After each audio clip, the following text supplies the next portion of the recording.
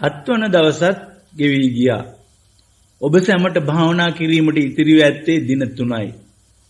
මනස පිළිබඳව පරීක්ෂණයේ තියුණු ලෙස පුහුණු කරන්නට ඉතිරිව ඇත්තේ දවස් 2ක් පමණයි. 10 වෙනි දවසේ උදේ 9:30 සිට අනෙක් අය සමග කතා කිරීමට ඔබට පුළුවන්. නිශ්ශබ්දතාවයේ රැකීම පිළිබඳ නීතිය ඉවත් කරනවා. එවිට කතාව කසුකුසුව පටන් ගන්නවා. කතා කිරීමද භාවනා කිරීමද පරස්පර විරෝධී. 10 වෙනි දවස නොඑක් කාරණා නිසා වැදගත්. විපස්සනා භාවනා වැඩිීමේදී සිත්පත්ල කරා භාවනා ක්‍රමයේ එදිනෙදා ජීවිතයට යොමු කරන ආකාරය පැහැදිලි වෙනවා. තවත් කාරණයක් නම් සෙසු යෝගීන් හා ඔබේ මිතුරන්ද මුණ ගැසීමට පුළුවන්. භාවනා වේදා කටයුතු වල නිරත වීමට බාහිර ලෝකයට පිවිසුනොත් සිතෙහි යම් ගැටණයක් ඇති වෙන්නට පුළුවන්. එනිසා අන්‍යෝගීන් සමග ආශ්‍රය කිරීමෙන් එවැනි ගැටණයක බලපෑම තරමක් දුරට මගහැරී යනවා. එවිට 11 වන දිනයේදී සමබර හිතකින් සාමාන්‍ය ජීවිතයට පිවිසෙන්නට පුළුවන්. මේ කරුණු සියල්ලම නිසා 10 වෙනි දවස වැදගත්. හරියාකාර පුහුණු වීමෙන් ඉතුරු වී ඇති දවස් දෙකෙන් නියම ප්‍රයෝජනෙ ගන්න. හිතේ වඩාත් ගැඹුරු මට්ටමකට පිවිසී මුල් බැසගත් කෙලෙස් වල බලය අඩු කර ගැනීමට වීරිය කරන්න. මෙසේ කිරීමට පුහුණුව නොකඩවාම කළ යුතුයි. මේ ක්‍රමය අනුව සිතේ ගැඹුරුම මට්ටම කරා යොමු විය හැක්කේ නොකඩවා අඛණ්ඩව පුහුණු කිරීමෙනුයි. කලින් පුරුදු වූ අන්දමට භාවනා කළත් ඉතිරි දවස් දෙකේ විවේක කාල පවා අපතේ නොහැර භාවනා කරන්න. කායික මට්ටමින් ඔබට කරන්නට තියෙන සියලු දෙයකටම යෙදෙන්න. නැගිටීම, ඇවිදීම, ආහාර ගැනීම, පානය කිරීම, නෑම, ඇඳුම් සේදීම ආදී අවශ්‍ය සියලුම දේ කළ යුතුයි. එහෙත් ඒ සමගම සතිමත්ව මදහත් සිතින් ශරීර සංවේදනා දැන හඳුනා ගන්න. ජීවිතයේදී කරනු ලබන සියලුම කායික ක්‍රියාවන් පිළිබඳව ඇස් අරගෙන වුවද සතිමත්ව සිටීමට මේ දවස් දෙකේදී පුරුදු වන්න. ඇවිදීමේදී, ආහාර අනුභවයේදී, සැතපීමේදී කායික මට්ටමින් කරන සෑම ක්‍රියාවලියක්ම සතිමත්ව කරන්න. ඒ සියල්ල කළ යුත්තේ ස්වභාවික ලෙසටයි. යථාභූත යථා ස්වභාවය අනුවයි සියල්ලම කළ යුත්තේ.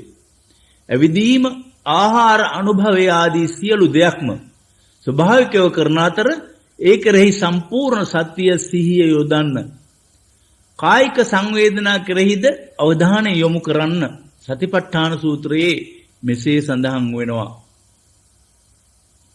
කායේ කායානුපස්සී විහෙරති, වේදනාසු වේදනානුපස්සී විහෙරති, චිත්තේ චිත්තානුපස්සී විහෙරති, ධම්මේ ධම්මානුපස්සී විහෙරති.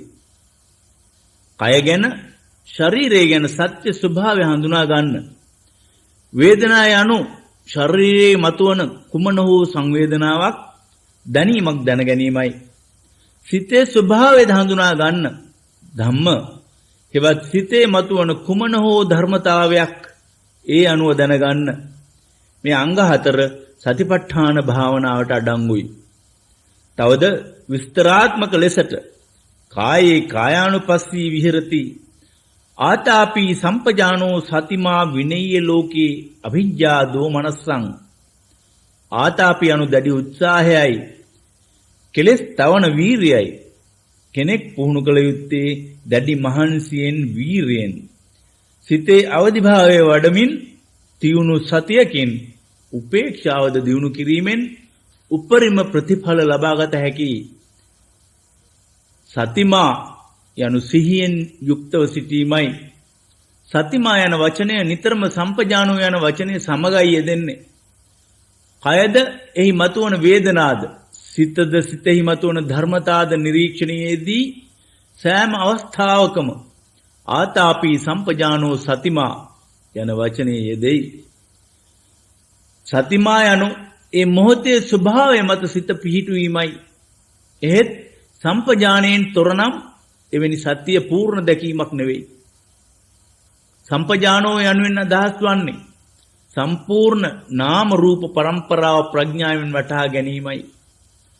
අත්දැකීමක් ලෙස නාම රූප ක්‍රියාවලිය වටහාගත හැක්කේ ශරීර සංවේදනා මට්ටමින්.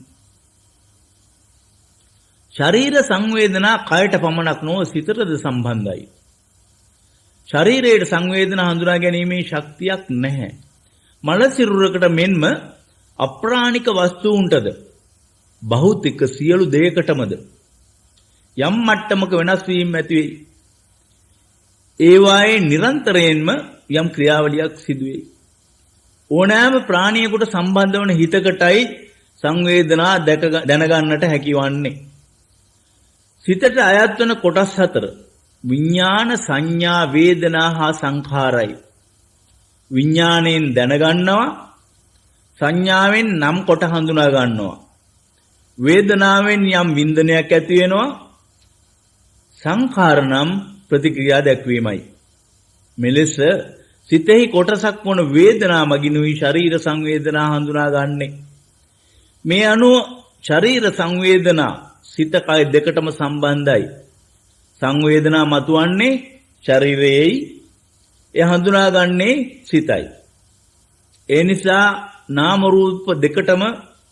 රූප දෙකම මේට සම්බන්ධයි. මේ ක්‍රියාවලිය වැටහෙන්නේ ප්‍රඥාවෙනුයි. ඒ කෙතරම් අස්ථිරද?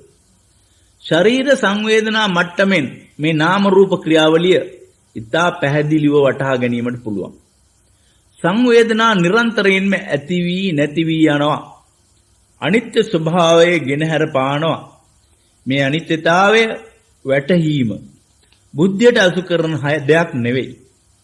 ශ්‍රද්ධාවෙන් පිළිගන්නා දෙයක්ද නෙවෙයි. අත්දැකීමේ මට්ටමින්ම අනිත්‍ය ලක්ෂණය වැටහෙනවා. ඒ සමගම ශරීර සංවේදනා මට්ටම අනුවමයි අනාත්ම ලක්ෂණය වැටෙන්නේ. මම මගේ මෙම ක්‍රියාවලිය මට පාලනය කිරීමට නොහැකි නිසායි. එක් වර්ගයේ ශරීර සංවේදනා ඇති කර ගන්නට බෑ. ඒ පාලනය කළ නොහැකි ක්‍රියාවලියක් ඉබේම හට ගන්නවා. සියල්ල අනත්තයි. මම මගේ කියන්නට දෙයක් නැහැ. ඒ සමගම අත්දැකීමෙන්ම ශරීර සංවේදනා මට්ටමින් දුක්ඛ සත්‍ය ක්‍රමයෙන් වැටහෙනවා. මේ ශරීර සංවේදනා කෙරෙහි ඇල්ම දැක්වීම දුකක්, අප්‍රියජනක සංවේදනාවක් ලේසියෙන් දකින දුකක්, ප්‍රියජනක සංවේදනාවකට ඇලීමද දුකක්. මෙසේ ශරීර සංවේදනා හඳුනා ගැනීමේදී ප්‍රඥාව වඩන අනිත්‍ය දුක්ඛ අනාත්ම ත්‍රිලක්ෂණය අත්දැකීමෙන්ම අවබෝධ වෙනවා. අත්දැකීමක් නැත්නම් ඒ බුද්ධිමය අදහසක් පමණයි. ඒ බුද්ධිමය පැහැදීමක්. ගැඹුරුම මට්ටමේ හිත අඥාණයෙන් වෙලී පවතිනවා. අකුසල් මුල් එලෙසම පැවතමින් සිත් පත්ලෙහිම ඒවා ප්‍රගුණ වෙනවා. මතු පිට මට්ටමේ සිත යම් තරමක්වත් පිරිසිදුවත් ඒ වරින් වර දූෂිත වෙනවා. මක් නිසාද? සිතේ ගැඹුරුම මට්ටමේ අපවිත්‍ර භාවය පවතින නිසා. එම නිසා සිත මතු පිට මට්ටම පමණක් පිරිසිදු කරගන්නට ගන්නා උත්සාහයේ එතරම් අර්ථයක් නැහැ. හරියාකාරව භාවනා නොකිරීමෙන් ලබාගත හැකි නියම ප්‍රතිඵල නොලැබෙයි. ආතාපි සම්පජානෝ සතිමා අනිත්‍ය දුක්ඛ අනාත්ම ධර්මතා ප්‍රඥාවෙන් වටහාගත යුත්තේ වේදනා මට්ටමිනුයි. එවිට සිත් පත්ලෙන්ම සිත පිරිසුදු කිරීමේ ක්‍රියාවලිය පටන් ගන්නවා. ගෞතම බුදුරජාණන් වහන්සේ මෙන්ම අනෙකුත් සියලු බුදුවරුන්ද ඉගැන්වුවේ එකම මාර්ගයයි. ශතවර්ෂ ගණනාවකට පසු මෙම ධර්ම මාර්ගයේ ප්‍රායෝගික පුහුණුව ක්‍රමයෙන් නැතුව ගියා. වචන පමණක් ආරක්ෂා කරගත්තා. මනසේ අංග හතරින් වේදනාව එක් අංගයක් වන නිසා වේදනා යන වචනය පිළිබඳව මතභේදයක් පැන නැගුණා. වේදනා යන වචනය පරිවර්තනය කළේ වින්දනය යනුවෙන්. එවිට වේදනා සීමා වූයේ මනසෙහි වින්දනයට පමණයි. වේදනා යන වචනය මේ ආකාරයට හඳුන්වා දී භාවනා ක්‍රමය දියුණු කළ විට භාවනා ක්‍රමයේ මූලික පදනම තහවුරුුනේ නැහැ. බුදුන් වහන්සේ වේදනාව යන වචනය බොහෝ විට උදාහරණ මැනවින් යොදමින් පැහැදිලි කළසේක. මේ උන්වහන්සේ යෙදු එක් උපමාවක්. අහස්තලයේ නානා දෙසින් හමන නොඑක් ආකාරයේ විවිධ සුළං හටගෙන නැති වී යයි. එලෙස නොවේදනාමත් මෙන්න තවත් උපමාවක්. පොදු විශ්‍රාම ශාලාවකට නොයෙකුත් ජාතීන්ට අයත් මිනිසුන් පැමිණෙන අය එන්ට නෙවෙයි. විවේකගෙන වරින් වර නොයෙකුත් අය එනවා. නැවත ඉවත්ව යනවා. මේ උපමාව අනුව රූපස්කන්ධයේ වේදනාවද වරින් වර මතුවී පහ වී යනවා. සදාහටම පවතින්නේ නැහැ. මෙතනදී වේදනා යන වචනේ අර්ථය ඊටාම පැහැදිලි. වේදනා යනු මනසේ එක් අංගයක්. මක්නිසාද යම් වින්දනයක් විඳින්නේ මනසින්. වේදනානුපස්සනා යනු ශරීරගත සංවේදනා දැක බලා ගැනීමයි. ආතාපි සම්පජානෝ සතිමා යන වචනය කායානුපස්සනා, වේදනානුපස්සනා, චිත්තානුපස්සනා හා ධම්මානුපස්සනා වලට පොදු ලෙස යොදයි. චිත්තානුපස්සනා හා ධම්මානුපස්සනා පැහැදිලි කරන්නේ කොහොමද? හිත පිළිබඳ සත්‍යතාවය වටහාගත හැක්කේ සිතෙහි යමක් මතුවන විටයි. ඒ නිසා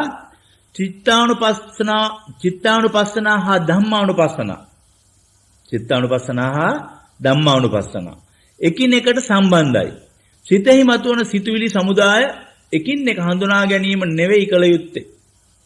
යමක් සිතෙහි මතුවන විට ඒ නිසා නොසන්සුන් වේද, රාගය ඇති වේද, ද්වේෂය ඇති වේද ආදි වශයෙන් ඒ හඳුනා ගැනීම පමණක් සෑහෙයි. රාගයට, ද්වේෂයට මුල් වූ නොයෙකුත් කරුණු සොයා බැලීම අනවශ්‍යයි. මේ මොහොතේදී හිත නොසන්සුන්. මේ මොහොතේදී සිත සමාධියෙන් යුක්තයි. මෙපමණක් හඳුනා ගැනීම චිත්තානුපස්සනාවයි. දැන් සිතේ රාගයක් ඇත, දැන් එහි රාගයක් නැත. එමෙන්ම දැන් සිත ද්වේෂ සහිතයි, දැන් එය ද්වේෂ රහිතයි. මෙම චිත්තානුපස්සනාවට ධම්මානුපස්සනාවද ඇතුළත් වෙනවා. සබ්බේ ධම්මා වේදනා සමුසරණ යන පාඨයෙන් සියල්ලක්ම මනසේ පැහැදිලි. සිතෙහි මතුවන ලෝභයේද, ද්වේෂයේද, අනෙක් සිතිවිලිද, හැඟීම්බර කල්පනාද මේ ඕනෑම දෙයක් අවසානයේදී ශරීරගත සංවේදනාවක් වෙනවා. සිත හා කය වෙන් කළ නොහැකි. චිත්තානුපස්සනා හෝ ධම්මානුපස්සනා වැඩිීමේදී ශරීර සංවේදනා වැදගත් වෙනවා. ඒ නිසයි චිත්තානුපස්සනාව දිනු කිරීමේදී සම්පජාන යන වචනේ යොදන්නේ. චිත්තේ චිත්තානුපස්සී විහෙරති ආතාපි සම්පජානෝ සතිමා. ධම්මේ ධම්මානුපස්සී විහෙරති ආතාපි සම්පජානෝ සතිමා. සංවේදනා හඳුනා ගැනීම අත්‍යවශ්‍යයි. මක්නිසාද සංවේදනා හඳුනා ගැනීමෙනුයි මනස මුළුමනින්ම වටහා ගත හැක්කේ. මනස පමණක් නොවේ, මුළු නාම රූප ක්‍රියාවලියද පැහැදිලි වෙනවා. සංවේදනා පිළිබඳ සැලකිල්ලක් නොදක්වුවොත් ඔබ සිතේ මතු පිටට පමණයි පිවිසෙන්නේ. සිත්පත්ල අපිරිසිදුයි. එහි අකුසල් මුල් පවතින තාක් සම්පූර්ණ චිත්ත පාරිශුද්ධියක් ඇති නෙවෙයි. එනිසා සම්පජානෝ ප්‍රඥාව මෙහෙවන පූර්ණ දැකීමෙනුයි විමුක්තිය කරා ලංවන්නේ. යතෝසෝ බික්ඛු ආතාපි සම්පජඤ්ඤං නොරිංචති තතෝසෝ වේදනා සබ්බා පරිජානාති පණ්ඩිතෝ. මේ ගාථාවේ අර්ථය මෙයයි. ආතාපි වන භාවනා යෝගියෙක් මොහතකටවත් සම්පජඤ්ඤයෙන් තොරව සිටින්නේ නැහැ. භාවනාවේ යෙදෙන විට සංවේදනා හඳුනා ගැනීමෙන් අනිත්‍යතාවය වටහාගෙන උපේක්ෂාව වඩනවා. මෙවිට සම්පජඤ්ඤය සිතෙහි ඇති වෙනවා. දැන් විවේක කාලවලදී සෑම ඉරියව්වකදීම සෑම ක්‍රියාවකම යෙදෙන විටම සතිය පමණක් නොව සම්පජඤ්ඤයේද එයට යොමු විය යුතුයි. සම්පජඤ්ඤං නරිංචති මෙයින් අදහස් වන්නේ ශරීර සංවේදනා අධ්‍යක්ීමත් සමග අනිච්චතා ධර්මතාවය වටහා ගැනීමයි. මෙසේ සම්පජානයේ තහවුරු විට තතෝසෝ වේදනා සබ්බා පරිජානාති පණ්ඩිතෝ ඔහු පඬිත වේ. එනම් සැබෑ ප්‍රඥාවෙන් යුක්ත වෙයි. ඔහු උගතෙක් පමණක් නොව නියම ප්‍රඥාවන්තයෙක්. මේ ප්‍රඥාව උදාවන්නේ වේදනාවන් මුළුමනින්ම අත්දැකීමෙන් වටහාගත් විටයි. පරිජානාති සහ සම්පජානාති බුදුන් වහන්සේ යොදාගත් වැදගත් වචන දෙකක්. පරිජානාති යනු යමක් මුල සිට අග දක්වා පූර්ණ ලෙස වටහා ගැනීමයි. වේදනා පූර්ණ ලෙස හඳුනාගන්නේ එහි ඇතිවීම නැතිවීම අවබෝධ කර ගැනීමනුයි. ප්‍රතිචාර දැක්වීමෙන් දුක් වැඩි වෙන බවද, උපේක්ෂාව වැඩිවීමෙන් දුක් ක්‍රමවත්ව පහ වී යන බවද වැටහෙනවා. මෙසේ උපේක්ෂා සහගත සිතින් සංවේදනා නිරීක්ෂණය කිරීමෙන් චිත්ත පාරිශුද්ධිය ක්‍රමවත්ව දියුණු වීමෙන් නිවන් මාර්ගයේ පළමුවන පියවර සෝවාන් ඵලය ලබනවා. මේ නාම රූප ඉක්මවා යන අවස්ථාවක්. එවිට සියලුම වේදනා නිරුද්ධ වෙනවා. වේදනා නිරෝධෝ වේදනා හටගන්නා ක්‍රියාවලිය සම්පූර්ණයෙන්ම පැහැදිලි වෙනවා. ඒ ඇති වී නැති වී යන ක්‍රියාවලියක්. උපේක්ෂාව වැඩිවීමෙන් ක්‍රමවත්ව චිත්ත පාරිශුද්ධිය දියුණු වී වේදනා නිරෝධ තත්වයට පැමිණෙනවා. සෝ වේදනා පරිඥාය දිත්තේ ධම්මේ අනාසෝ කායස්ස වේදා ධම්මට්ඨෝ සංඛං නෝපේතු වේදගු. භාවනානුයෝගීන් අනුගමනය කළ යුතු මාර්ගයේ සම්පූර්ණයෙන්ම මෙයින් පැහැදිලි වෙනවා. වේදනා පරිඥාය යනු සියලු වේදනා ඉක්මවා යන අවස්ථාවතෙක් එය හඳුනා ගැනීම සෝතාපට්ටි අවස්ථාවයි. තව තවත් පූර්ණ ලෙස චිත්ත පාරිශුද්ධිය ඇති වෙනවත් සමග සකෘදාගාමි අනාගාමි අවසාන වශයෙන් නික්ලේශී අති උතුම් අරහත් ඵලයේද ලබනවා. දිත්තේ ධම්මේ අනාසෝ යනු සිතේ අංශු මාත්‍රයක්වත් අපවිත්‍රතාවයක් නැති වූ කල්හි අනාසවෝ ආශ්‍රව ප්‍රහීන කොට පරම සත්‍ය අවබෝධ කර ධම්මට්ඨෝ මරණින් පසු ධර්මයේ ස්ථාපිත වෙනවා. විමුක්ති සුඛය සංප්‍රඥාවලත් පුද්ගලයෙක් වේදගු යනුවෙන් හඳුන්වනවා. ඔහු නැවත සසර සැරිසැරීමක් නැහැ. ඔහු නැවත සසර සැරිසැරීමක් නැහැ. භාවයෙන් තුරන් වෙයි. විශේෂයෙන් මේ භාවනා ක්‍රමයේ පුහුණුව සලකන විට භාවනා කරන කාලයේදී පමණක් නොව විවේක කාලයේදීද කායික මට්ටමින් කරන සියලු දෙයක්ම සතියෙන් කළ යුතුයි. ඒ සමගම ශරීරයේ කිසියම් කොටසක මතුවන සංවේදනා ගැනද සිහිය යොමු විය යුතුයි. ඉදිරි කලකදී සෑම ශාරීරික ක්‍රියාවලියක්ම ගැන දැනීමක් ඇතුව ශරීරයේ පුරාම ඇතිවන සංවේදනා දැනගැනීමේ හැකියාවක්ද දියුණු වෙනවා. මෙම තත්වයට පැමිණීමට දීර්ඝ කාලයක් පුහුණු වීම අවශ්‍යයි. ශරීරයේ කොතනක හෝ මතුවන සංවේදනා සිහියට යොමු කිරීම දැනට සෑහෙනවා. ඇවිදීමේදී ආහාර ගැනීමේදී ආදී ක්‍රියාකාරකම් වල යෙදෙන විට සතිමත්ව සංවේදනාද සලකන්න. එහි වෙනස් වන සුළු ගතිය අනිත්‍යතාවය වටහා ගන්න. එවිට ඒ මොහොත සම්පජඤ්ඤ සහිතයි. සම්පජඤ්ඤං නරිංචති. සතියද උපේක්ෂාවද වඩන මනසක සිත පිරිසිදු වීමේ ක්‍රියාවලිය ක්‍රමයෙන් නැති වෙනවා. අවසානයේදී සියලු කෙලෙස් ප්‍රහීන වෙනවා. රාත්‍රී කාලයේ නිදා ගන්න අවස්ථාවේදීද එය සිහියෙන් කළ යුතුයි. එවිට ඉරියව් වෙනස් කරන සෑම අවස්ථාවකදීම හිස සිට පාදයේ දක්වා සිහිය යොමු කිරීම අනවශ්‍යයි. එහි අනිත්‍ය ස්වභාවය වටහා ගන්න. ඒ මොහොත සම්පජඤ්ඤයෙන් යුක්තයි. පසුදින අවදි වන විට අනිත්‍ය ස්වභාවයේ දැනුම નિરાයාසයෙන්ම සිතෙහි ඇති වෙයි. මෙසේ පුරුදු කරන විට ශරීර සංවේදනා නොකඩවාම දැනෙයි. ඇතැම් යෝගින් රාත්‍රී කාලයේදී අඩනින්දේ පසුවනවා. නැත්නම් සම්පූර්ණයෙන්ම නිින්ද නොයන බව පවසනවා. මේ ගැන හිත කරදර කරගන්න එපා. අත වශයෙන් ගැඹුරට භාවනා කරන විපස්සනා යෝගියෙකුට නිින්ද අනවශ්‍යයි. රාත්‍රී මුරුල්ලේම අනිත්‍ය ලක්ෂණයේ සිහිය පිහිටුවාගෙන සතිමත්ව සිටිනවා නම් පසුදින උදෑසන අවදිවන්නේ සැපදායක නිින්දකින් පසුව වගේ. ශරීරයේ අමුතු ප්‍රබෝධමත් ගතියක් දැනෙනවා. නමුත් නිින්ද නොයන විට මෙසේ පසුතැවිලි වෙනවා නම් දැන් රෑ 11යි මට නිින්ද නැහැ. දැන් රෑ 12යි ඒත් නිින්දක් නැහැ. රාත්‍රී 1ක් තුනා නිින්ද යන්නේම නැහැ. මෙසේ සිත කනස්සල්ලකට බයටපත් වූත් පසුදින නැගිටින්නේ නොඅනුමානවම රෝගාතුර පුජ්‍යලෙක් වගේ.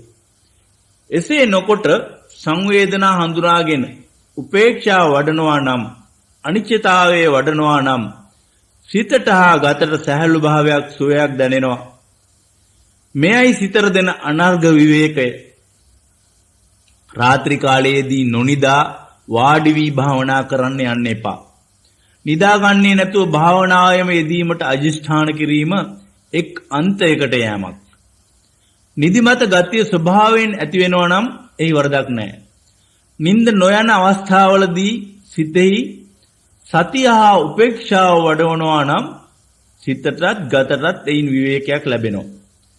මෙම ක්‍රමයේදී සතිමත්ව උපේක්ෂාවෙන් ශරීර සංවේදනා හඳුනාගෙන ඒ අනුව අනිත්‍යතාවය වටහාගත යුතුයි. සතිය පමණක් වඩනවා නම් ක්‍රමය සම්පූර්ණ නැහැ. උදාහරණයක් නම් දෙපැත්තට ඇද තදින් බඳින ලද රැහනක් දිගේ ඇවිදින සර්කස් ක්‍රීඩකයෙක් සෑම අඩියක්ම තබන්නේ ඊටාම ප්‍රවේශමෙන් හොඳ සිහියෙන්. එසේ නොකළොත් ජීවිතයට අනතුරක් වෙන්නට පුළුවන්. මෙවැනි අවස්ථාවකදී සතිය ඇතත් ඒ සම්පජඤ්ඤයෙන් තොරයි. භාවනා යෝගියෙක් මනස පුහුණු කරන්නේ එසේ නොවේ. සිතේ ගැඹුරුම මට්ටමේ සංවේදනා හඳුනා ගන්නේ නැතිව ඒවාට ලෝභයෙන්, ද්වේෂයෙන් ප්‍රතිචාර දක්වනවා නම් අකුසල් සිත් ප්‍රගුණ වෙනවා. මනසේ මතුපිට මට්ටමින් පමණක් සතිය වැඩිම නොසෑහෙයි. භාවනාවේ දියුණුවට නොයෙකුත් බාධා අවහිර ඇතිවන්නට පුළුවන්. ඒට කලකිරෙන්න එපා. ඒ සියල්ලටම නිර්භයව මුහුණ දෙන්න. ඊයේ අපි සිතෙහි හටගන්නා නීවරණ සතුරන්සේ ක්‍රියා කරන හැටි සාකච්ඡා කළා. ඒ වයින් එකක් හෝ ඔබ සිත මර්ධනය කරන්නට උත්සාහ දරනවා. ඊට ඉඩ දෙන්න එපා. චිත්ත ශක්තිය වඩා ඒ සතුරන් පහ කරන්න. යම් දැඩි නීවරණයකට සිත යටපත් වුවහොත් ආශ්වාස ප්‍රශ්වාස කෙරෙහි අවධානය යොමු කරන්න. ඉන්පසු නැවත සංවේදනා කෙරෙහි විමසිලිමත් වන්න. මේ සතුරන්ට ඔබේ සිත මර්ධනය කරන්න ඉඩ දෙන්න එපා. සතුරන් මෙන් ක්‍රියා කරන නීවරණ මෙන්ම සිතේ ශක්තිය වඩන මිතුරන් මෙන් පිහිටවන සිත ධෛර්ය කරන ධර්මතාවද තිබෙනවා. එවැනි ධර්මතා නිතර සිතෙහි පිහිටවන්න, ඒවා ශක්තිමත් කරවන්න. එවිට නීවරණ ධර්මතාවලට සිතේ ශක්තිය මැඩලන්නට බෑ. මිතුරන් ලෙස ක්‍රියා කරන ධර්මතා කවරෙක්ද? ඒවා හඳුනා ගන්න. ඒවාගේ ශක්තිය රඳා පවතින්නේ ඒ නිර්මලතාවය හා පාරිශුද්ධත්වය මතයි. ඒවා දූෂිත වුවොත් මිතුරන් වෙනුවට සතුරන් මෙන් බාධක පමුණවනවා. මෙම ඉන්ද්‍රිය ධර්මතා පහ කිරීම, මෙම ඉන්ද්‍රිය ධර්මතා පහ ශක්තිමත් වූ විට, මෙම ඉන්ද්‍රිය ධර්මතා පහ ශක්තිමත් වූ විට ඒවා පංච බලයන්වෙන් හඳුන්වනවා. පළමුවන බලය ශ්‍රද්ධාවට පිහිටවන යහපත් මිතුරෙක්. ශ්‍රද්ධාව නැතුව කෙනෙකුට ධර්ම මාර්ගයේ පාතැබිය නොහැකි. ධර්ම මාර්ගයේ ගමන් කිරීමට ශ්‍රද්ධාව මූලික අවශ්‍යතාවයක්. එනමුත් එය අන්ධ භක්තියක් නොවිය යුතුයි. එවැනි භක්තියක් ධර්ම මාර්ගයේ දියුණුව ඇනහිටුවන බාධකයක්. ශ්‍රද්ධාවේ නිර්මලතාවය රැකගන්න. බොහෝ අවස්ථාවලදී ශ්‍රද්ධාව හා භක්තිය වැරදි ලෙසයි වටහා ගන්නේ. ධර්මයෙන් දියුණු වීමට පුළුවන් වන්නේ ශ්‍රද්ධාව ප්‍රඥාව හා පුහුණු එකතු වූ විටයි. ප්‍රඥාව දැකීමට, නැත්නම් දැසට සමාන කළ හැකි නම් ශ්‍රද්ධාව මාර්ගයේ ගමන් කරන දෙපා වැනි. අස්පමණක් ඇති පුද්ගලෙක් මුළු මාර්ගයම දැක්කත් ඒ කොතරම් වර්ණනා කළත් දෙපා නැත්නම් මාර්ගයේ ඔස්සේ එක අඩියක් පවා තබන්නට පුළුවන්කමක් නැහැ. මුළු ජීවිතේ පුරාම මාර්ගය පිළිබඳව කතා කරගෙන ඉන්නවා පමණයි. ඒ වගේම දෙපා ඇතත් දැස් නැත්නම් එවැනි පුද්ගලයෙකුට ගමන් කළ දෙන්නේ නැහැ. ඒ නිසා ධර්ම මාර්ගයේ පිවිසීමට දෙපායද දැසද නිවැරදි පටන ක්‍රියාවද අවශ්‍යතාව ප්‍රගුරු කෙරෙහි හෝ උතුම් පුද්ගලයන් කෙරෙහි හෝ යම් ශ්‍රද්ධාවක් සිටී ඇති කරගත යුත්තේ එවැනි අයගේ උතුම් ගතිගුණ ප්‍රඥාවෙන් හඳුනා ගැනීමෙන් ඒ ගතිගුණ ආදර්ශයටගෙන තමා තුළ දේවා දියුණු කළ යුතුයි. ප්‍රඥාවෙන් යුක්ත එවැනි ශ්‍රද්ධාව විශිෂ්ටයි. ශ්‍රද්ධාව දූෂිත වන්නේ යම් බලාපොරොත්තු ඉෂ්ට කරවා ගැනීමට අදහස් කරන විටයි. මෙන්න කතාව. එක් වයසක ස්ත්‍රියක් භාවනා පුහුණුවකට පැමිණ ලැබුණ උපදෙස් අනුව භාවනා කළා. ඇයට ඊටා ප්‍රයෝජනවත් වුණා. ගෙදර ගිය පසුදා උදේ සවස භාවනා කළා. ඊට පසු අවුරුද්දේද ඇය භාවනා පුහුණුවකට ආවා. මේ භාවනා ක්‍රමය හැම අතින්ම හිතටත් කයටත් සහනයක් ගෙන දුන් බව පැවසුවා. ඒ නිසා තව දුරටත් ඒ තහවුරු කර ගැනීමට පැමිණි බව කීවා. නමුත් ඇගේ හිතේ එක් සැකයක් තිබුණා. එනම් භාවනාව දියුණු වීමේදී ඇය අදහන දෙවියන් කෙරෙහි ඇති භක්තිය නැති වෙයි කියා. එසේ නොවන බවද භාවනාවේදී ශ්‍රද්ධාව වඩාත් නිර්මල වන බවද පැවසුවා. ඒ පිළිගත්තේ නැහැ. අපේ රටේ ඉන්දියාවේ මෙන්ම කෙනෙක් යම් ලෙඩ රෝග වලින් පෙළෙන විට ඒවායින් මුදවා දෙන ලෙස දෙවියන්ට කන්නලව් කරනවා. පූජා වට්ටි තබනවා. ඒ ඉල්ලීම් ඉෂ්ට වූ විට බාර ඔප්පු කිරීමට පොරොන්දු වෙනවා. මේ ව්‍යාපාරිකයෙක් ගනුදෙනුවක් කරනවා වගේ නෙවෙයිද? යම් දෙයක් ආපසු ලබා ගන්නා බලාපොරොත්තුෙන් තමයි දෙයක් දෙන්නේ. මෙතෙන්දී ඇතිවන ශ්‍රද්ධාව නිර්මලද? ධර්මයේ හරය නොතේරෙන නිසයි පංච බලයන්ගෙන් එක් ශක්තියක් වුණ ශ්‍රද්ධාව මේ ආකාරයට පහත් තත්වයකට ගෙන එන්නේ. රාමායනයේ කතාව අනුව රාමා ආදර්ශමත් ගතිගුණ ඇති ශ්‍රේෂ්ඨ පුද්ගලයෙක්. එවැනි පුද්ගලයෙක් කෙරෙහි භක්තියක් ඇතිවීම සාධාරණයි. නමුත් එම භක්තිය අන්තයකට ගෙන රාමායන වචනේ නළලේ පපුවේ අතේ කොටාගෙන තවද පළඳින සළුවේහිද රාමායන අකුරු ලිවීමෙන් යමෙක් රාමාගේ විශේෂ අනුගාමිකයෙකු බව ප්‍රකාශ කරනවා. වැදගත් වන්නේ මේ නෙවෙයි රාමාගේ උතුම් ගතිගුණයි. රාමාගේ ජීවිත කතාව සලකන්න.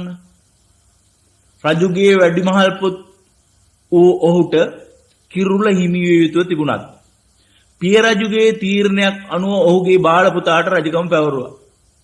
පිය රජු මාලිගාවෙන් පිටව අවුරුදු 14 කාල සීමාවක් පනගතව වාසය කරන ලෙස නියෝග කළා.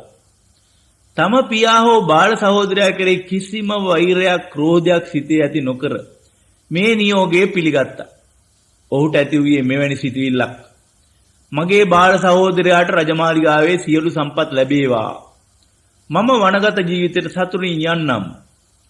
පිය රජුගේ තීරණය ඇසූ සාධාරණ ගති ඇති බාල සහෝදරයා මෙසේ කල්පනා කළා. අපගේ පියාගේ තීරණය වැරදි. යුක්ති සහගතව රජකම හිමිවිය යුත්තේ මගේ වැඩිමල් සහෝදරයාටයි. මෙසේ සිතූ ඔහු වනගත වූ රාම කුමාරයා සොයා ගොස් ඔහු හමු වී මෙසේ පැවසුවා. ඔබ ආපසු මාලිගයට ගොස් රජකම බාර ගන්න. සියලු රජසැප විඳින්න. මම මේ වසර 14 වනගතව සිටින්නම්. වැඩිමල් සොයුරු රාම කුමාරයා පිළිතුරු දුන්නේ මෙසේයි. මෙය අප පිය රජතුමාගේ තීරණයක්. එය අප පිළිගත යුතුයි. මම සතුටින් වනගතව සිටින්නම් මල්ලි. ඔබ රජ කිරුළ බාර ගන්න. රජ සම්පත් විඳින්න. මෙලෙස සහෝදරයන් දෙදෙනෙක් වාද විවාද කරන්නේ ඔබ රජ සැප විඳින්න කියමින් මුළු මානව ඉතිහාසයේම මීට සමාන කළ හැකි චරිත කතාවක් නැහැ. මෙවැනි උදාර ගතිගුණ ඇති පුද්ගලයෙක් කෙරෙහි භක්තියක් ඇතනම් ඒ කොතරම් අගනේද? කෙනෙක් භක්තිය හරියට අවබෝධ කරගත්තේ නැත්නම් ඒ විකෘතියටපත් වෙනවා. සහෝදරයන් නිරන්තරයෙන්ම සම්ඩු සරුවල් කරමින් උසාවියටද ගොස් අපරාධ නඩු සිවිල් නඩු වලට පැටලවි එකිනෙකා සමග ගැටෙනවා. මක්නිසාද? පරම්පරාගත බූදලේ බෙදෙන විට එක්කෙනෙකුට වඩා අනිත් තැනැත්තාට සුළු ඉඩම් ප්‍රමාණයක් හෝ මුදල් ප්‍රමාණයක් ලැබුණු නිසා. මෙසේ මුළු ජීවිත කාලය තුලම වෛර බඳමින් ගැටෙනවා. එසේ නමුත් මේ අය රාමාගේ ප්‍රධාන අනුගාමිකයින් යයි පවසනවා. ඇත්ත වශයෙන්ම රාමා දෙව්ලොව උපතක් ලබා ඇතනම් කඳුළුසලා දුක් වෙයි. අහෝ මගේ අනුගාමිකයින් හැසිරෙන්නේ මෙලෙසද? ආදර්ශමත් ජීවිතයක උතුම් ප්‍රතිපත්ති ගුණාංග නොසලකා මගේ අනුගාමිකයින් වන්නේ කෙසේද?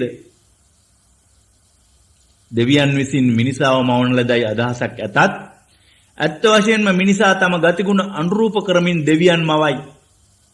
දේව යාඥාවලදී දහස් වාරයක් තම නම හඬ නගා කියවා ගැනීමෙන් මමත්වයේ උදුම්මා ගන්නා දෙවිවරු ඇත්ත වශයෙන්ම දේවත්වයේ පිළිබිඹු කරයිද? එවැනි අය මිනිසාගේ ආශාවන් අනුව මමත්වයෙන් ගොඩනගන ආකල්පයන්ය. තමාගේ වර්ණනා නිතර ඇසීමට ප්‍රිය කරන කෙනෙක් තමාගේ නම දිනපතා පුවත්පතේ පළ කරවා ගන්නවා. දිනපතා රූපවාහිනියෙන් පෙනී සිටිනවා. පාසල් ආදී ගොඩනැගිලි ඉදි කරවා තම ප්‍රතිමාවද ප්‍රදර්ශනය කරනවා. ඒ අසල ගල් පුවරවල තම නම් ගම්ද කොටවනවා. මෙවැනි ආත්මාර්ථකාමී හා මමත්වයක් ඇති පුද්ගලයින් ලෝභ සිතින් ගොඩනගන්නේ මේ ආකාර දෙවිවරුන්. තම ආශාවල් ඉටු කරවා ගැනීමට එවැනි දෙවිවරුන්ට යාඥා කරනවා. එම දෙවියන්ට ප්‍රාර්ථනා කරනවා. මේක හරියට කොහොඹට පැලකොට මී අඹ බලාපොරොත්තු වෙනවා වගේ. අන්ධ භක්තියකින් ලෝභයෙන් යහපත් විපාක නොලැබෙයි. කවුරුන් හෝ කෙනෙක් යේසුස් වහන්සේ කෙරෙහි ඉමහත් භක්තියක් ඇතයි පවසනෝ. එවැනි ශාස්ත්‍රූන් වහන්සේ කෙනෙක් කෙරෙහි ඇති භක්තිය අනර්ඝයි. කෙනෙකුගේ උතුම් ගුණ අගය කළ හැක්කේ මරණ මොහොතින් ඇතිවන සිතුවිලි අනුව. එතුමා දරුණු කායික පීඩා විඳිමින් කුරුසය මත තබා ඇනගසන ලද අවස්ථාවේදී ඔහුට වද දුන්න අය කෙරෙහි පතුරවා හැරියේ ක්‍රෝධය, වෛරය නො මෛත්‍රී කරුණාවයි. අවසානයේදී මුවින් පිට වූ වචන වූයේ අඥාණයෙන් නොදැනුවත්කමින් කරන මේ ක්‍රියාව නිසා ඔවුන්ට සාප නොවේවා, දඬුවම් නොලැබේවා. ඔහුගේ අනුගාමිකේ කරුණාව, මෛත්‍රිය වැනි ගුණාංග පුහුණු නොකළොත් අත්ත වශයෙන්ම ඔහු නියම අනුගාමිකයෙක් නෙවෙයි. එමෙන්ම කෙනෙක් බුද්ධ ශ්‍රාවකයෙක්යි පවසනෝ බුදු බවට පත් වූ බුදුරජාණන් වහන්සේ සරණ යාම කොතරම් භාග්‍යයක්ද? එනමුත් අන්ධ භක්තියකින් බුදුන් සරණ යාම බාධකයක්. කෙනෙක් උදේ සවස තිසරණ සහිත පන්සිල් සමාදන් වෙනවා. එනමුත් වචන උච්චාරණය කිරීමට පමණක් සීමා කොට දවස මුළුල්ලේම පන්සිල් පද 5ම කඩමින් සිතූ පරිදි හැසිරෙනවා නම් එයින් කිසිම ආරක්ෂාවක් පිහිටක් ලැබෙන්නේ නැහැ. බුදුන් සරණ යෑමෙන් අදහස් කරන්නේ යම් පුද්ගලයෙකුගේ රූපයක් සරණ යනවා නෙවෙයි. බුදුරජාණන් වහන්සේගේ මහා සර්වඥතා ඥානයයි එහි ගුණයයි සරණ යන්නේ. බුද්ධ යනු අතිචිත්ත පාරිශුද්ධියකින් යුත් අවබෝධ ඥානයයි. අතිචිත්ත පාරිශුද්ධියකින් යුත් අවබෝධ ඥානයයි. එය සිදුහත් බෝසතුන්ට පමණක්ම සීමා වූවක් නොවේයි. උන්වහන්සේ අතීත වර්තමාන හා අනාගත බුදුවරුන් ගැන සඳහන් කළා. එකිනෙකාට විරුද්ධ විවිධ කොටස් මතුවන්නේ පුද්ගල භාවයට මුල් තැනක් දීමෙනුයි. එවිට ධර්මයේ හරය එහි විශ්ව සාධාරණ ගතිය නැතුව යනවා. එය ධර්මයේ නියම ප්‍රයෝජන ගැනීමට බාධාවක් වෙනවා. බුදුරදුන්ට ගෞරව දක්වන්නේ මෙම নমස්කාර පාඨයෙන්. නමෝ තස්ස භගවතු අරහතු සම්මා සම්බුද්දස්ස. යම් කෙනෙක් සර්වඥතා ඥානය ලැබ බුද්ධත්වයට පැමිණියේද උන්වහන්සේට මාගේ নমස්කාරය වේවා. ජාති කුල ආදී පටු සීමා එක්වන උතුම් චිත්ත පාරිශුද්ධියටයි নমස්කාරය වන්නේ. ඉමාය ධම්මානු ධම්මපටිපත්ත්‍යා බුද්ධං පූජේමි. යනු බුදුන් වහන්සේට කරන නියම බුද්ධ සත්කාරය නම් ධර්ම මාර්ගයේ ගමන් කිරීමයි. ශීල සමාධි ප්‍රඥාව පදනම් කොට ඕලාරික තත්වයේ සිට සුමාර්ගයේ ගමන් නොකරනවා නම් ඒ බුදුන් පිදීමක් නෙවෙයි. නව අරහාදී බුදුගුණ මෙලෙසයි දැක්වේ. ඉතා අරහං සම්මා සම්බුද්ධෝ විද්‍යාචරණ සම්පන්නෝ සුගතෝ ලෝකවිදු අනුත්තරෝ පුරිස ධම්ම සාරථී සත්තා දේව මනුස්සානං බුද්ධෝ භගවාති. පසුගිය ශතවර්ෂ 25 තුලදී භගවා යන අර්ථය මුළුමනින්ම නැති වී ගිහින් එයින් හැඟවෙන උදාර ගතිගුණ වලට අනුකූලව නොවේ ඒ යොදන්නේ. නූතන ඉන්දියාවේ එක් එක් පළාත්වල බොහෝ පුද්ගලයින්ට භගවාන් යන නම විවහාර වෙනවා.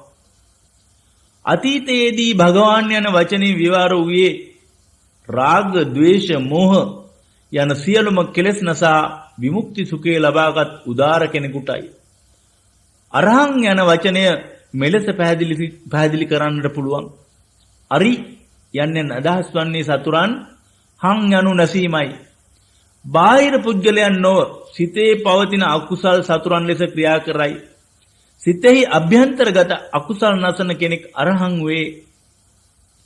සම්මා සම්බුද්ධෝ උන්වහන්සේ ස්ව උත්සාහයෙන්ම සර්වඥතා ඥානෙ අවබෝධ කළසේක. අපද උත්සාහයෙන් ධර්ම මාර්ගයේ ගමන් කිරීමට පටන් ගත යුතුයි. විද්‍යාචරණ සම්පන්නෝ යමෙක් සම්මා සම්බුද්ධ වෙයිද උන්වහන්සේ ධර්මයේ න්‍යායික ගුණවලින් පමණක් නොව ප්‍රායෝගිකවද ਸਰව සම්පූර්ණ වන්නේ. ධර්මයේ ප්‍රගුණ කිරීමෙන්ද ਸਰව සම්පූර්ණ විය යුතුයි. න්‍යායික ධර්මෙන් පමණක් බුද්ධත්වයට පැමිණිය නොහැකි. යථාවාදී තථාවාදී උන්වහන්සේ යමක් ප්‍රකාශ කරයිද ඒ අනුව ක්‍රියා කරයි. යම් දෙයක් කරයිද ඒම ප්‍රකාශ කරයි. උන්වහන්සේගේ ක්‍රියාවේද වචනයේද පරතරයක් නැහැ. කෙනෙකුගේ වචනද ක්‍රියාවද අතර ලොකු වෙනසක් ඇතනම් එය අඩු කර ගැනීමටද උත්සාහයක් නොගන්නේ නම් බුදුන් වහන්සේගේ උපදෙස් අනුගමනය නොකරයි. සුගතෝ මෙසේ බුද්ධත්වයට පැමිණි උත්තමයෙක් ඉදිරි ගමනෙහි තබන සෑම පියවරක්ම ඵලදායි පියවරක්. තමාට මෙන්ම අනුන්ටද සෙතක් ගෙන දෙනවා. උන්වහන්සේ ගන්නාලද කෙබඳු පියවරකින් වුවද අනුන්ට හිංසාවක් වන්නේ නැහැ. මේ සුගත ගුණයයි. ලෝකවිදු යනු වේයිත මට්ටමයි, වේදයිත මට්ටමයි. සංවේදනා මට්ටමින් මුළු විශ්ව සත්‍යය අවබෝධ කරගත්සේක. මුළු විශ්වයට අදාළ සත්‍යතාවය අවබෝධ කළ හැක්කේ ශරීර රාමුව තුලින් පමණයි. ශරීරය තුලින් අත්හදා වටහාගත් සත්‍ය නොවේ නම් ලෝකය හෝ විශ්වය පිළිබඳ ඇති දැනුම බුද්ධිමය මට්ටමට පමණක් සීමා වෙනවා. බුද්ධිය මෙහෙයීමෙන් සත්‍ය ඒ ආකාරයයි මේ ආකාරයයි කියා පවසන්නට පුළුවන්.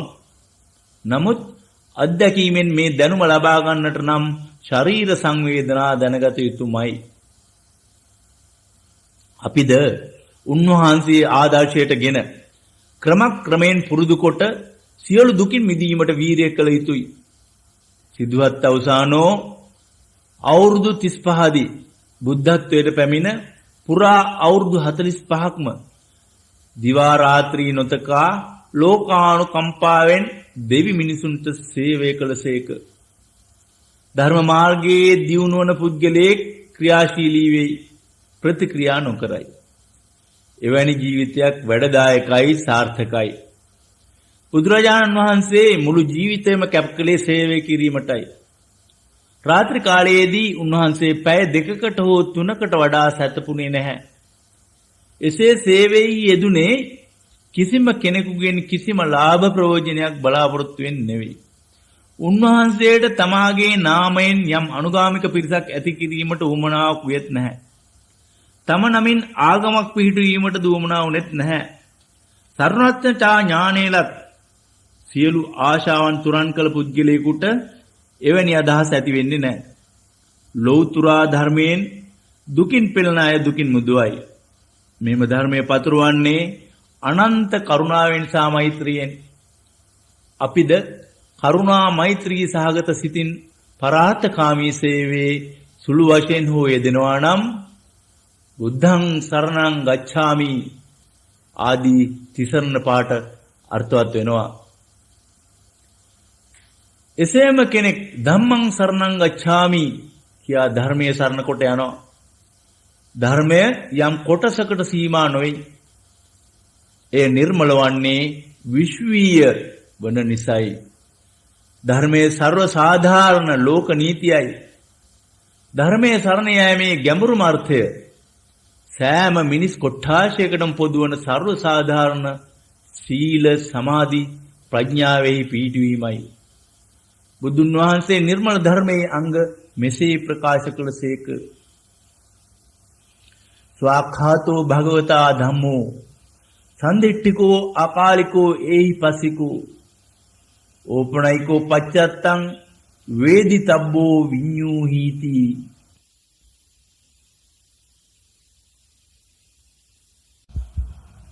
නිර්මල ධර්මය ස්වාඛාතයි. එනම් ධර්මයේ මනවින් පහදා දේශනය කර ඇත. සාමාන්‍ය මිනිසුන්ට වුවද තේරුම්ගෙන අනුගමනය කිරීමට හැකිවන පරිදි සරල බසින් යුක්ත විය යුතුයි. ධර්මයේ බුද්ධියට පමණක් සීමා කරන දර්ශනවාදයක්ද නොවේ. මෙසේ සරල බසින් පහදා දීම ස්වක්ඛාත ගුණයයි. සන්දිෂ්ඨිකෝ ධර්ම මාර්ගයේ තබන සෑම පියවරක්ම අත්දැකීමෙන් අවබෝධ කරගන්නා සත්‍යය මත පදනම් විය යුතුයි. වෙනත් කෙනෙක් අවබෝධ කරගත් සත්‍යය ඔබ අත්දකින සත්‍යතාවයෙන් නොවේ. එවිට ඒ සිතින් මවා ගැනීමක් පමණක් වෙනවා. එවැනි සිතිවිලි අත්දැකීමෙන් තොර නිසා මනක්කල්පිත අදහස් තව තවත් ප්‍රගුණ වෙනවා. යථා තත්ත්වය ඔබ වටහා ගන්නවා නම් ඕලාරික තත්වයේ සිට සුකුම තත්ත්වයට පිවිසිය හැකි. අකාලිකෝ ධර්මයේ ප්‍රතිපත්ති පිළිපදිනවා නම් ප්‍රතිඵලය ඒ අනුවම ලැබෙනවා. යම් යම් පුද පූජා විදි පැවැත්වීමෙන් ඉදිරි කලකදී දිව්‍ය සම්පත් පැතීම මරණයට පසු ඉෂ්ට විය හැකි හෝ නොවිය හැකි දේවල් යම් පිළිවෙතක් අනුගමනය කිරීමෙන් දැන්ම යහපතක් සිදුවේ නම් එයයි ප්‍රයෝජනවත් වන්නේ. ධර්ම මාර්ගයේ ගමන් කිරීමෙන් මේ ජීවිතයේදීම යහපතක් සිදු වෙනවා. මරණින් මතුද යහපතක් සිදු වෙනවා. ජීවිතයේ අඳුරු නම් ක්‍රමක්‍රමයෙන් අඳුරෙන් ආලෝකය කරා වෙනස් වෙනවා. එසේ සිදු වුවහොත් ඇත්ත වශයෙන්ම ධර්මයේ පිළිපැදීමක් වෙනවා. මේ ජීවිතයේදීම යහපත් ප්‍රතිඵල නොලබා මතු භවයේදී යම් ප්‍රාතිහාර්යයක් සිදුවේයයි කියා බලාපොරොත්තු වෙනවා නම් එය මහත් රැවටිල්ලක්. එහි පස්සිකෝ ධර්ම මාර්ගය අනුගමනය කරන තැනැත්තා නියම ධර්ම රසය විඳිනවා. එවිට ස්වභාවයෙන්ම එම රසය අනිත් අයටද බෙදා හැරීමට සිතක් ඇති වෙනවා. ඔබත් ධර්ම රසය විඳ ගන්න, ධර්මයෙන් යහපත ලබා ගන්න. මෙවැනි භාවනා පුහුණුවකට පැමිණෙන අය 5 වැනි හෝ 6 වැනි දවසේදී මෙම ධර්ම මාර්ගයේ වටිනාකම වඩාත් තේරුම් ගන්නවා. එවිට භාවනා කරද්දීම අනේ මගේ මව, පියා ආදී වශයෙන් තමාට හිතවත් අය සියලු දෙනාම මේ ක්‍රමයේ ඉගෙන ගන්නවා නම් කොපමණ හොඳද කියා හිතනවා. ලිවීමට හැකියාවක් ඇති අය ධර්මය ගැන යමක් ලියා එමගින් අන් අයගේ සිත් පහදවනවා. ධර්මයේ දේශනා කිරීමට දක්ෂතාවයක් ඇති අය දේශනා පැවැත්වීමෙන් ධර්මයේ ප්‍රචාරය කරනවා. නියම ධර්ම රසය ලබන ඕනෑම කෙනෙක් වැඩියෙන් ජනයා මෙම රසය විඳිත්වා යන මෛත්‍රී සාගත කුසල් සිත් ඇති කරගන්නවා. මිල මුදල් ඇති අය මෙවැනි භාවනා පුහුණුවීම් වැඩියෙන් සංවිධානය කිරීමට ආධාර දෙනවා. එසේ කරන්නේ බොහෝ දෙනෙක් ධර්මයෙන් යහපතක් ලබා ගනිත්වා යන පිරිසිදු චේතනාවෙන් මිස වෙන කිසිවක් බලාපොරොත්තු වෙන්නේ නෙවෙයි. ඇතැම් යෝගියෙක් මෙසේ කල්පනා කරනවා මට මෙසේ පහසුවෙන් භාවනා කිරීමට ලැබුණේ වෙනත් අයගේ උපකාර නිසා. මමද එවැනි සේවයක් කිරීමට කැමතියි. ඔහු මෙම චේතනාවෙන් නැවත පැමිණ සතුටින් සේවය කරනවා. මෙසේ කිරීම කාටත් විශාල දිරිගැන්වීමක්. මුදල් සැපයීම හා දානමාන දීම කුසල ක්‍රියාවන්. එමෙන්ම තම කාල වේලාව හා ශ්‍රමය කැපකොට සේවය කිරීමද විශිෂ්ට දානයක්. මෙත් සිතින් කරුණාවෙන් කරන මේ සේවය තමා තුළම ධර්මයේ තහවුරු කර ගැනීමට රුකුලක්. ඕපනයිකෝ ගුණය නම් සෑම පියවරක්ම අවසාන පරමාර්ථය වන නිවන් අරමුණ කරා ඉදිරියට යෑමක්. මේ ඊතුම් ඍජු ධර්ම මාර්ගයේ ගමන යහපතම සලසන්නේය. ආදීමේ කල්යාණකාරී, මජ්ක්‍ධිමේ කල්යාණකාරී, අන්තමේ කල්යාණකාරී. මේ ගමනේ ආරම්භයත් මැදත් අවසානයත් යහපතක්ම ගෙන දේ. පච්චත්තං වේදිතබ්බෝ විඤ්ඤුහීති. පච්චත්තං තම තමන්ට ಜಾති කුල ભેදයෙන් තොරව ප්‍රඥාව ඇති ඕනෑම කෙනෙකුට මෙම ධර්ම මාර්ගයේ පිවිසීමෙන් සිතක් උදා කරගන්න පුළුවන් බවයි. ලබන යහපත ਸਰව සාධාරණයි, සියල්ලන්ටම පොදුයි. එමෙන්ම සංඝං සරණං ගච්ඡාමි. සංඝ ගුණ පිහිටට ගැනීමයි. ඇතැම් ගුණාංග සරණයට යෑමයි. මෙයයි මිනුම් දණ්ඩ. සුපටිපන්නෝ භගවතු ශාවක සංඝෝ. උජුපටිපන්නෝ භගවතු ශාවක සංඝෝ. ඥායපටිපන්නෝ භගවතු ශාවක සංඝෝ. සාමීචි පටිපන්නෝ භගවතු ශාවක සංඝෝ. යදිදං චත්තාරි පුරිස යුගානි අට්ඨ පුරිස පුග්ගලා ඒස භගවතු ශාවක සංඝෝ. මේ පාඨයෙන් සංඝ ගුණ පිළිබිඹු කරනවා.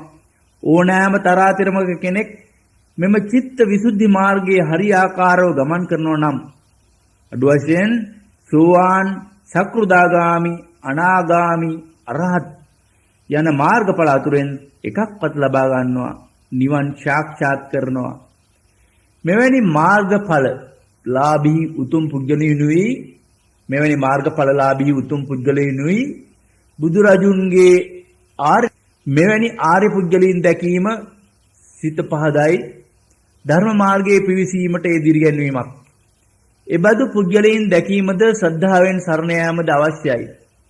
නමුත් ශ්‍රද්ධාවේ පාරිශුද්ධත්වය රැකගත යුතුයි. ප්‍රඥාව හා අවබෝධය අවශ්‍යයි. මෙවැනි උතුම් සංඝ ගුණ තමා තුළම පිහිටුවා ගන්නේ ඒ අය කෙරෙහි ඇති ශ්‍රද්ධාව නිසායි. පංච බල අතරින් දෙවැනි බලය වීරියයි. නමුත් ඒ නිවැරදි විය යුතුයි. එසේ නොවේ නම් වීරිය නිෂ්ඵලයි. මෙන්න කතාවක්. බරණස් නුවර යහළුවන් 4 දෙනෙක් සිටියා. ඒ අයට හඳපානේ ඔරු පැදීමට හිතක් ඇති වුණා. අඩුපාඩුවක් නැහැ. එයින් හොඳ ප්‍රමාණයක් මේ යාළුවෝ 4 දෙනා පාවිච්චි කළා. රෑ තිස්සේ හති දම දමා දෙව්. හිරු උදාවන විට තටුනේ. රෑ තිස්සේ ඔරුව පැදීමට දහඩිය දම දමාගත් වීරියෙන් වැඩක් වුණාය. කාරණේ සොයා බලන විට ඔරුව ගන්තරට යාකල කඹය එතනමයි. ඔරුව ගන්තරට යාකල කඹය එතනමයි ලියලා නැහැ. එහ ලියන්ට අමතක වෙලා. අවිද්‍යාව නැමැති රැහැනද මේ වගේමයි. අසීමිත වීරියක් යොදන්න පුළුවන් අර්ථයක් නැති වීරියක්. මේ වයින් කිසිම ප්‍රතිඵලයක් ලැබෙන්නේ නැහැ. වීරිය නිවැරදි විය යුතුයි. සම්මා වීරිය යෙදීමෙනුයි සිත්පත්ල පිරිසිදු කළ හැක්කේ. එසේ නොකළොත් සිත මතු පිට මට්ටම පමණයි උපනංවා ගන්නේ. ගැඹුරුම මට්ටමේ අනුශය කෙලෙස් එලෙසම පවතිනවා. අනුශය කෙලෙස් මුල් බැස ඇති පත්ල කරාම සිත යොමු කිරීම අවශ්‍යයි. මේ කල හැක්කේ ශරීර සංවේදනා මට්ටමින්. එවිට ඒ සම්මා වීරියයි. තුන්වෙනි බලය සතියයි. අවදි භාවයයි. සම්මා සතිය නම් ඒ මොහොතේ කයෙහි මතුවන යථාර්ථය හඳුනා ගැනීමයි. අතීතය හා අනාගතයේ සිත පිහිටුවීම නොවේ. හතරවෙනි බලය සමාධියයි, සිතේ ඒකාග්‍රතාවයයි. මනස්කල්පිත අරමුණු ආධාර කොටගෙන වඩන සමාධිය සම්මා සමාධිය නෙවෙයි. රාග හෝ ද්වේෂ වඩන අරමුණකින් සම්මා සමාධිය නොලැබෙයි. තම ශරීර රාමුව තුළ දැනීම් සංවේදනා මට්ටමින් අත්දකින සත්‍යතාවයේ අරමුණු කරගෙනයි සම්මා සමාධිය දියුණු කළ හැක්කේ. ඒ මොහොතේදී මතුවන සත්‍යතාවයට හිත යොමු කිරීමෙන් හිතේ සමාධිය වැඩෙයි. පස්වෙනි පංච බලයේ ප්‍රඥාවයි. ප්‍රඥාව නිවැරදි අවබෝධයක්. එසේ නොවොත් ඒ සුත්තමේ ප්‍රඥාවයි. දේශන වලට අහුම්කන් දීමෙන් බුද්ධිමය මට්ටමින් වටහාගෙන තමා ප්‍රඥාවන්තයෙක්යි නිගමනය කරන්න පුළුවන්. නමුත් අවශ්‍ය වන්නේ භාවනාමය ප්‍රඥාවයි. ශරීර මට්ටමින් මතුවන සියල්ලක්ම හඳුනාගෙන තමාගේම අත්දැකීමෙන් අනිත්‍යතාවය වටහා ගන්නවා, උපේක්ෂාවද වඩනවා. මෙයයි ප්‍රඥාව. මේ අනුව භාවනාව වඩනෝ නම් ශරීර සංවේදනා සලකමින් සිත්පත්ලේ සිටම වඩන උපේක්ෂාව එදිනෙදා ජීවිතය කෙරෙහි බලපානවා. සාමාන්‍ය ජීවිතයකට අෂ්ටලෝක ධර්මතා බලපානවා. මේ ඕනෑම ධර්මතාවයක් ඉදිරියේ සමබර සිතක් ඇති කර ගැනීමට ශක්තියක් ඇති වෙනවා. මෙන්න තවත් කතාවක්. එක්තරා ධනවත් මහලු මිනිහෙක් මලා. ඔහුට පුතු දෙන්නෙක් හිටියා. ටික කලකට ඒ දෙන්නම මහගෙදර ජීවත් වුණා. ඉන්පසුව ඒ ගෙවල් හදාගෙන වෙන්න උනා. පියාගේ ඉඩකඩම් සහෝදරයන් දෙන්න බෙදාගත්තා. පසු දිනකදී පියා සංගවා තිබූ කුඩා පෙට්ටියක් මෙයාට හම්බ වුණා. ඒක ඇරලා බලද්දී මුදු දෙකක් තිබුණා. එක මුද්දක වටිනා දියමන්තයක් තිබුණා. අනික සාමාන්‍ය රිදී මුද්දක්. වැඩිමහල් සහෝදරයාගේ සිතේ ලෝභ ඇති වී බාල සහෝදරයාට මෙසේ කියා පෑවා. මට පේන හැටියට මේක අපේ පියා හම්බ කළ දෙයක් නෙවෙයි. අපේ මුතුන් මිත්තන්ගෙන් ආපු දෙයක්. එක પરම්පරාවකින් අනෙක් પરම්පරාවට ඒ අයිති වෙන්නට ඕනේ. අනාගත પરම්පරාවට දීමට මේක මම තියාගන්න. ඔයා රිදී මුද්ද තියාගන්න. බාල සහෝදරයා සතුටින් කියනවා හොඳයි. ඔයා දියමන්ති මුද්ද තියාගන්න. මට මේ රිදී මුද්ද හොඳයි. දෙදෙනා මුදු දෙක ඇඟිලි වල දාගත්ත කාලයක් ගත වුණා. ජීවිතේ දුක සැප දෙකට මුහුණ දෙන්න වුණා. දියමන්ති මුද්දගත් අයියා ජීවිතයේ සතුටක් ඇති වුණාම ඔහුගේ සිත අසීමිත ප්‍රීතියෙන් ඉපිලී යනවා, මදහත් භාවයක් නැහැ. අසතුරු දෙයට මුහුණ පාන්න වුණාම ඊටා කනගාටුවටපත් වෙනවා, සිතේ සමබර ගතියක් නැහැ. අසහනය නිසා රුධිර පීඩනය හැදුනා, නිින්දකුත් නැහැ, නිදිපෙති ගන්න වුණා. මානසික වෙදකම් කරවා ගන්න සිද්ධ වුණා. රිදී මුද්ද ලබාගත් බාල සහෝදරයා එය හොඳට පරීක්ෂා කළා. අපේ පියා ඒ වටිනා දියමන්ති මුද්ද පරීක්ෂම් කිරීමේ යම් තේරුමක් තියෙනවා. අපේ පියා ඒ වටිනා දියමන්ති මුද්ද පරීක්ෂම් කිරීමේ යම් තේරුමක් තියෙනවා. මේ බාල රිදී මුද්ද පෙට්ටියක දැම්මේ මොකටද? තව දුරටත් මුද්ද දිහා හොඳට බලන විට යම් වචන කීපයක් එහි කොටා තිබුණා. එය කියුවා මේද වෙනස් වන සුළුයි. මෙයයි මගේ පියාගේ අවවාදය. ඔහු සතුටක් ඇති වුණා, මේ ආස්වාදයේ විඳිනවා. ඒ වෙනස් වන සුළුයි, අනිත්‍යයි කියා තේරුම් ගන්නවා.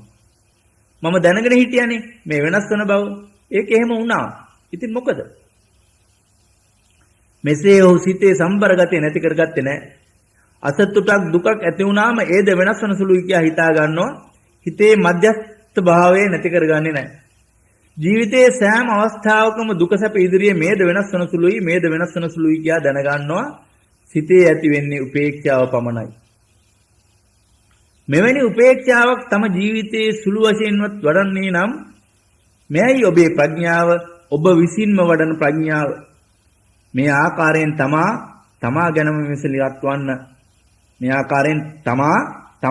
විමසිලිමත් වන්න. මිතුරන්සේ ආරක්ෂාව දෙන මේ පංච බල නිතරම ප්‍රඥාවෙන් පිරිසිදු ලෙස සිතේ වර්ධනය කරනවා නම් කිසිම සතුරෙකුට ඔබට හානියක් කරන්නට බෑ. නොඅනුමානවම මේ ධර්ම මාර්ගයේ ඔබට ඉදිරියටම යා හැකි වෙනවා. ඉතිරි කාල සීමාවෙන් උපරිම ප්‍රයෝජනය ගන්න. මේ අති උතුම් ධර්මය අති උතුම් භාවනා පිළිවෙත සංසාරගත සියලු දුකින් මිදීමට ඉවහල් කරගන්න. මගින් සිත ශාන්තිය නිවන් සුවය ලබා ගන්න. ඔබ සියලු දෙනාම නිවන් සුව ලබත්වා.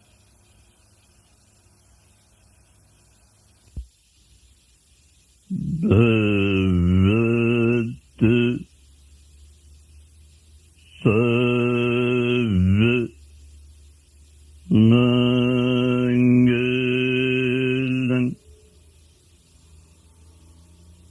භගවතු සමංගලං